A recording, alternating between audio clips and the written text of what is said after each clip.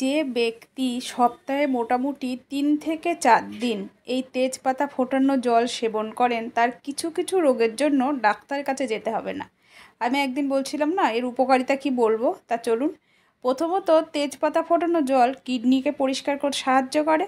তাছাড়া কিডনিতে ছোট বড় পাথর থাকলে তাও দূর করে। পিত্তথলি কোনো রোগ থাকলে তা দূর করে। পাকস্থলী পরিষ্কার করতে সাহায্য করে। এই জল পান করলে ত্বক পরিষ্কার এবং চুল লম্বা হয়। এছাড়া যাদের ইউরিক অ্যাসিডের সমস্যা প্রচুর, তাদের ইউরিক অ্যাসিড কমাতে সাহায্য করে। আর শরীরের অনেক ব্যথা, রক্ত পরিষ্কার করতে সাহায্য করে। ফুসফুসে কোনো ইনফেকশান জড়িত সর্দি কাশি থাকলে তা নিরাময় করে।